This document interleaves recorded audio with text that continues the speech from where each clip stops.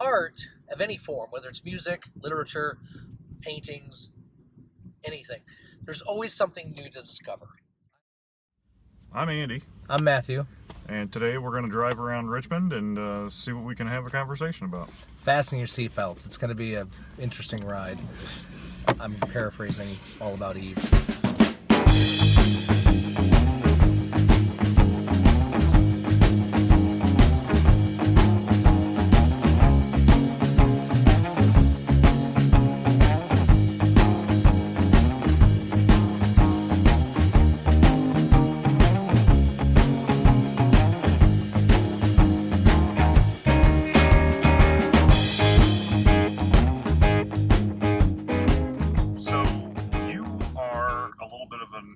Infotainment raconteur. Jerk of all trades. There we go.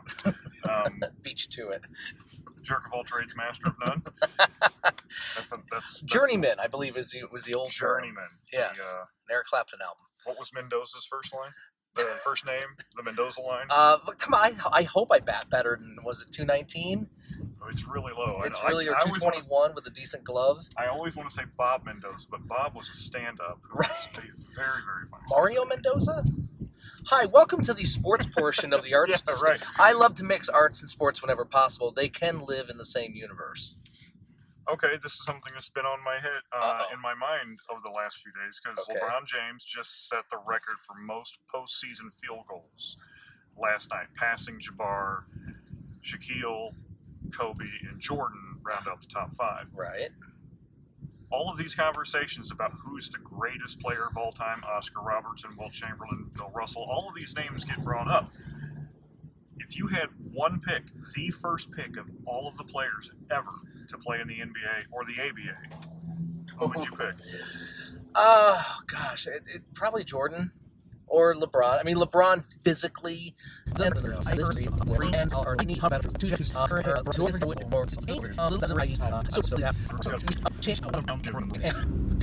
I help? Did that answer the question? Yeah, Jordan. Okay.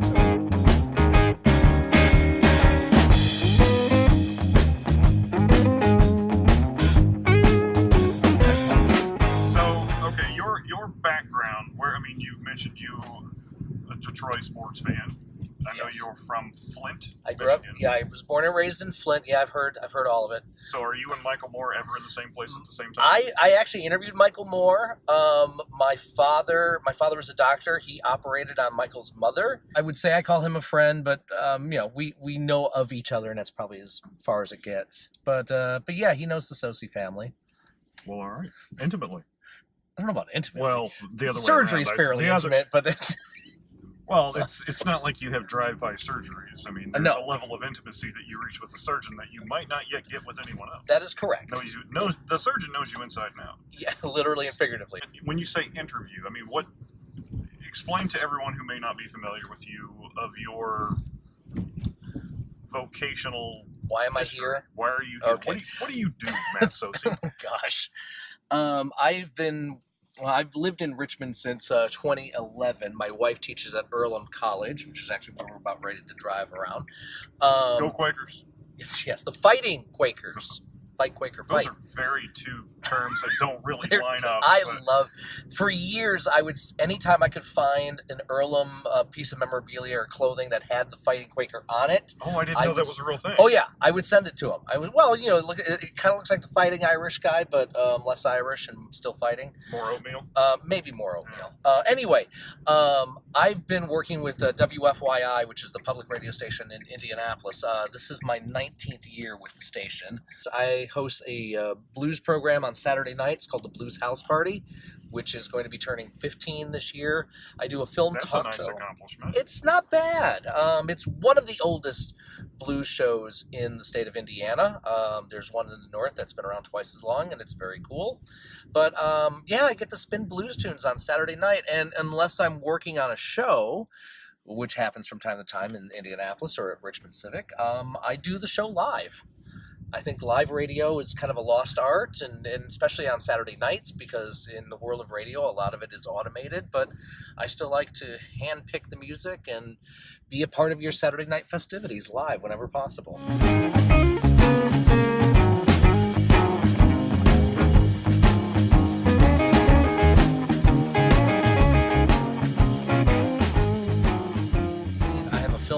show called Film Sociology, which is in year 9, I believe, where I will review what's new in theaters, what's new on DVD, what's old on DVD.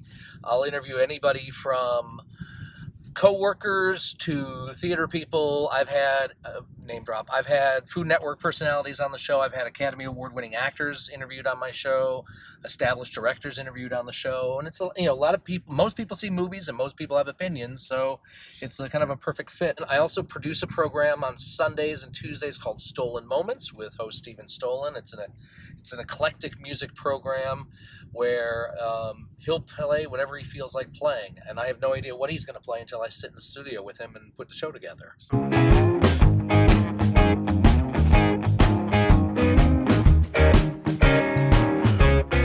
Okay, so without a good segue to go from, to build off of, Oh my gosh. your origin story is fill in the blank. I was born in Flint, Michigan to my father and my mother. Growing up in Flint, as I said before, my dad was a doctor, so he was never out of work. I had an older brother who was mostly out of the picture. I learned early on, I think one of my favorite stock characters is the court jester. You mean just in a general. I was, yeah. Okay. Because, and as I found out later, one would say class clown, one would say class comedian, depending on who you talk to. Okay. But the fool or the jester is the one person that could speak truthfully to the king. If you think about somebody like King Lear or other stories of that ilk, if it's one thing to make the kids laugh, but if you can get the teacher to laugh, that keeps you from getting tossed to the principal's office. I believe it was Billy Crystal who talked about the class comedian, the difference between the class clown and the class comedian. The class clown will run out onto the football field when it's snowing, drop his pants, get naked, and steal the football. Class comedian would talk that guy into it. Okay. So, got involved with theater in high school. I ran track, and then my knees blew out, and so I did what a lot of ex-athletes or athletes get into high school show business. So I did a lot of character roles. I did a lot of Silver Spray, a lot of playing old men, sidekicks, and freaks, because I was not built like a high school leading man. Went to Ball State, or as I like to call it, the Ball State University, class of 93, where I majored in journalism. And in the late 80s, early 90s, I thought I was the last print journalism major on earth. It turns out that's not the case. And then I minored in theater. And while I was there, I did plays. I wrote for the Daily News. I had a blues radio show at WCRD, which was a student-run station. And I'm actually still doing that stuff today. So my parents are really grateful for the tuition that I'm still using what I studied. I have a special love for pop rock instrumentals from the 50s through the 70s. They don't chart anymore. Dave Brubeck? I love Dave Brubeck. I'm a what's big the famous Take Five. Take Five. Take Five. Thank you. I was thinking Take Five. That's all right. Get it out. Well, that album is just a great album. But no, and that was one I'd actually, a shorter version of that song was cut as a single and hit the charts. John Coltrane did a 14-minute version of My Favorite Things from The Sound of Music, and that was cut down to a single. They were able to edit that to, I think, a 3 or 4 minute single. But yeah, it's one of those songs like you don't know it, or you maybe not know the title or the artist, but you go, oh yeah, I've heard that. And Green Onions is kind of like that. I love surf music. So Dick Dale's Misraloo, which was used in Pulp Fiction. That's The Ventures with its Hawaii Five-0, or Walk Don't Run.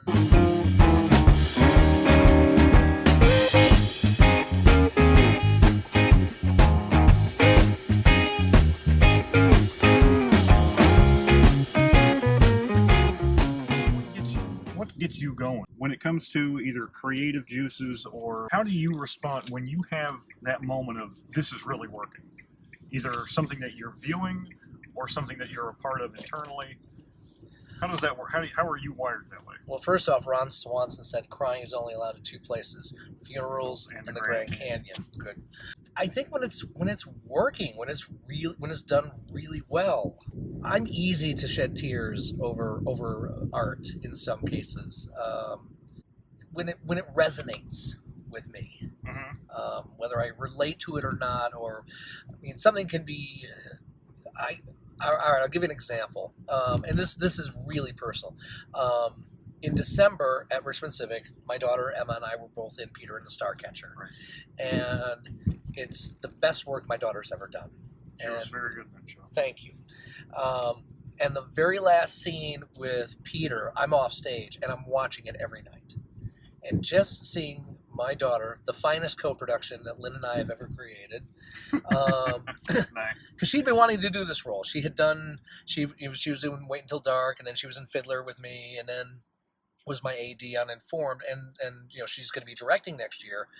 This was a role that she really wanted, and she had tried out for other things, and it hadn't quite worked out in her favor. And this one it did, so she really leaped into it, and then watching her perform, made proud dad and proud co-star, kind of well up. Right. When I got to see the first Star Wars film. Mm-hmm.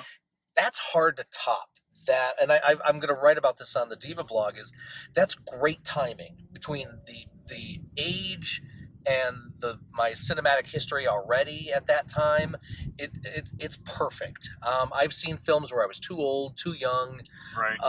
I think every slob comedy from American Pie on, I've constantly said, I would like this a lot more if I were 10, 20, 30 years older. My wife, of course, she's the smart one in the house. My wife has said, ever since I've met her, she always says, hey, mine too. I know, go figure. Right.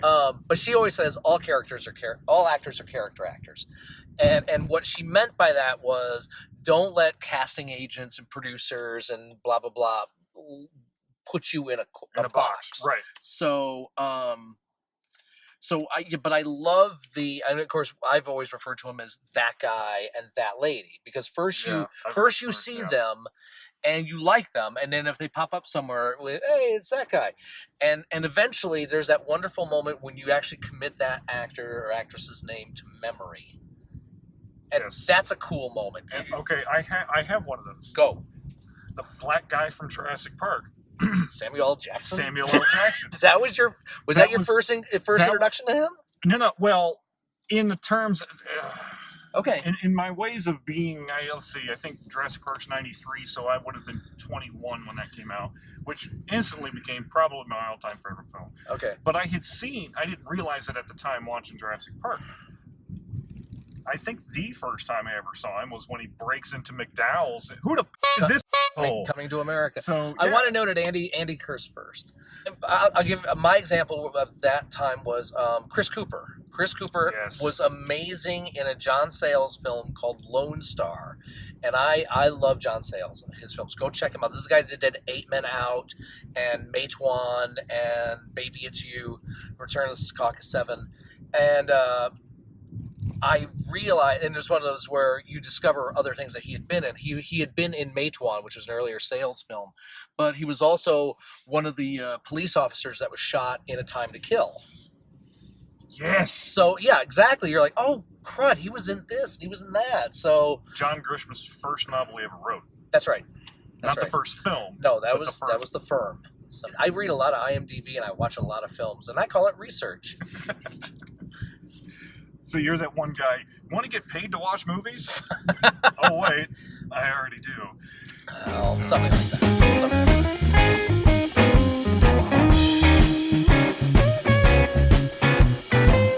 Horror is not my first genre of choice. Before Star Wars, I was 5 when I saw Jaws. I saw it in the theater on Long Beach Island, New Jersey. Yeah, beach resort. My grandfather, who I thought was the old man in the sea, walked out of the movie. And the very next day, my father takes me to the beach, and he lifts me up over his head, walks toward the water, and hums 2 notes. Wow. Scares the hell out of me. And looking back, I think this may have been where my love of film began, because of A Piece of Celluloid did that. Now, 3 years later, I talk about Star Wars, and then in 1978... I saw Halloween in the theater with my father and my older brother. To bring Shatner back into the conversation. But there was, the old Shatner mask. Halloween is awful. But what I heard, the first one? No, I mean scary. Yes. I mean scary. No, it's a good scary movie. but I remember watching it a lot through my fingers, and what I remember more than anything was an equal amount of screams and laughs. I don't remember any laughing in Jaws. I'm sure there was, but I was 5 and and I couldn't understand why people were laughing. And then Dad had to explain to me, like the roller coaster ride and how some people like to be scared. Right. And I hadn't fathomed that. Like, I don't like being scared. Screw that noise. I did not say that to my father in 1978. No. But like, That's not my scene, man. at the Richmond Shakespeare Festival, when I was in a production of Titus Andronicus, which was I saw that Shakespeare's bloodiest tragedy, and there we kind of had the tone of a horror film. So it was fun. We had Sammy Terry do the curtain speech, so the recorded curtain speech. But yeah, and there was an equal amount of gasp and chuckles. What I took away from it was violence begetting violence, death begetting death. Which maybe that's just a happy place for William Shakespeare to go, but it's so hard for me to identify with violent tendencies and violent overtones, just, even just beyond regular argumentative or points, conflicting points of view that elevate beyond just a vocal dispute. But I walked out of that show, and it stayed with me for days, that it changed my opinion or it gave me a different way to view and appreciate things that are completely outside of what I would normally go after. Well, and I think we do that with art. We watch films that are set in different lands, different places, and you hopefully find maybe not so much a connection or an understanding, but part of the reason why Shakespeare is still done today is because they deal with characters and behavior that is still being done today. Love, jealousy, betrayal, power, corruption.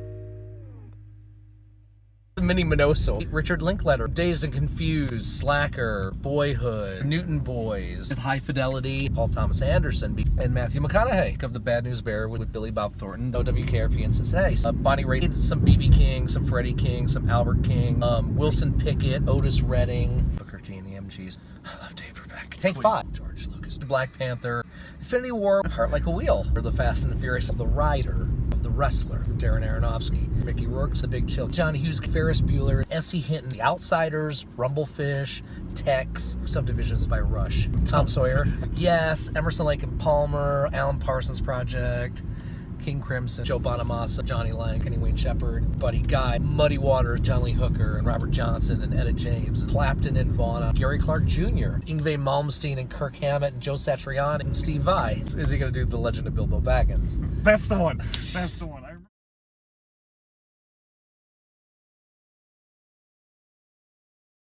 Every generation has its Rembrandts. Every generation has its dogs playing poker.